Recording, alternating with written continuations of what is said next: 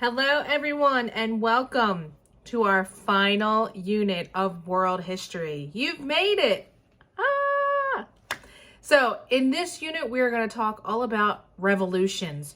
We're going to talk about how concepts in the scientific revolution, the Enlightenment, led to various revolutions around the world, talking about the American Revolution, the French, Latin American, and so forth. In this episode, we're going to talk about the scientific revolution. So make sure you're in your interactive notebook and you're following along.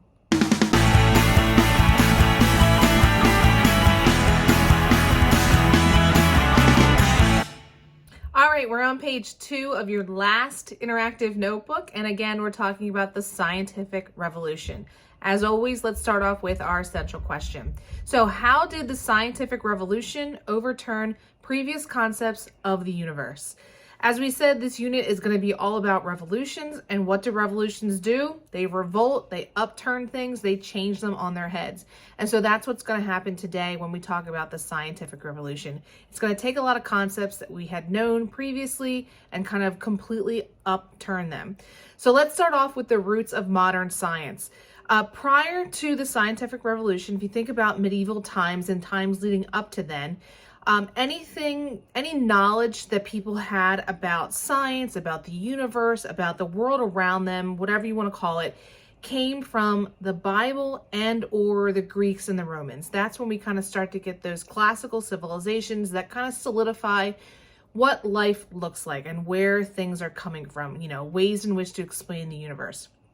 Prior to these civilizations, when we talked about in the very early parts of this unit, or early parts of this course, we talked about how groups were polytheistic, gods and goddesses explained the world around them. That morphed, as I said before, into these classical civilizations. But if you want to generally think about the Middle Ages or the medieval times, that's where information was coming from. Either the church, which would be the Bible, or those classical civilizations of the Greeks and the Romans. These different sources supported what you can see in the picture here, what was known as the geocentric theory or the geocentric model. This was the idea that Earth was at the center and everything else revolved around us. So the sun and the planets all revolved around Earth. Now, during the scientific revolution, we have a new way of thinking.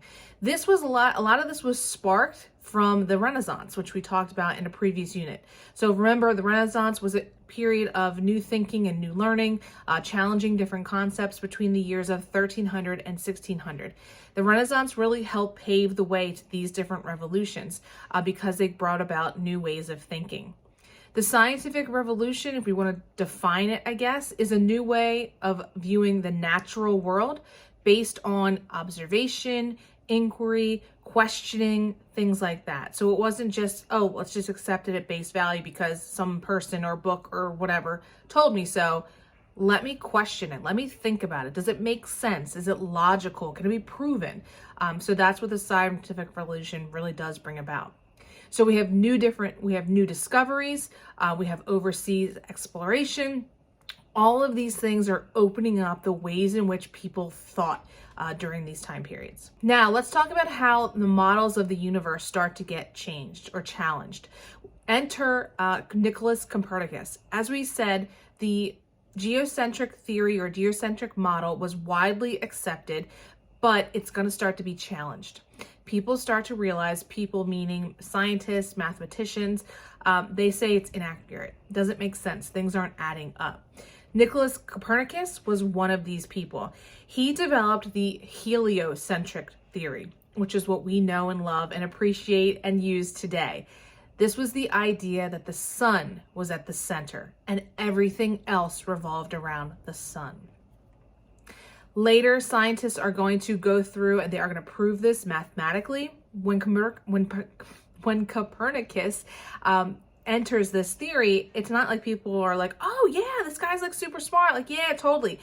Back then, it wasn't widely popular. He really had to go out and kind of like preach this and kind of prove it and show, because people didn't think this isn't the way things were done. It goes against what we've been told. It goes against what we've been taught.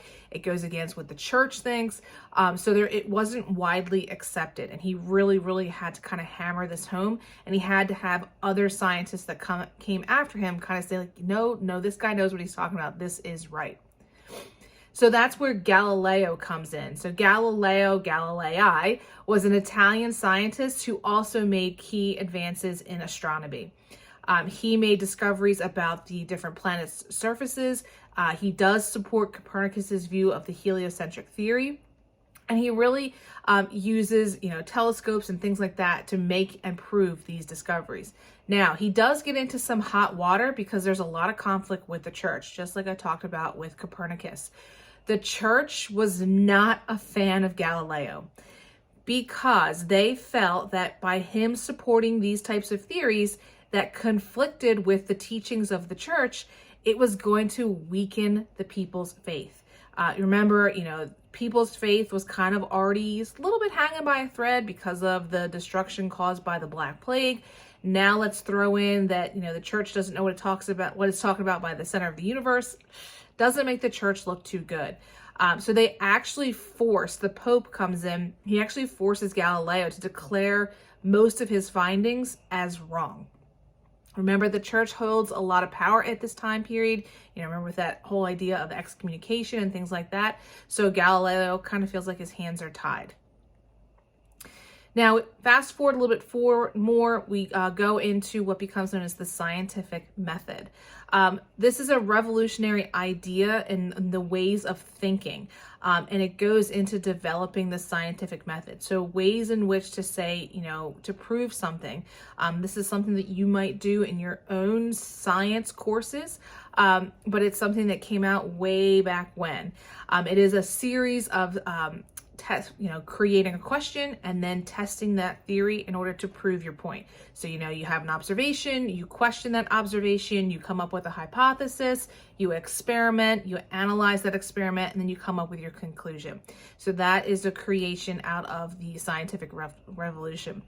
We have Bacon and Descartes, if that's pronounced right, Francis Bacon and Rene Descartes. They come out, they do help with the creation of the scientific method.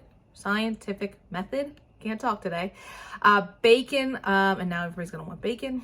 Bacon urged that scientists use experimentation before drawing conclusions. Like, don't just take things at face value. Like we said, experiment. If Galileo is completely wrong, prove him wrong. Find a way to experiment, question it, and then say, okay, because I came to these conclusions, then maybe he or she or whatever is right or wrong.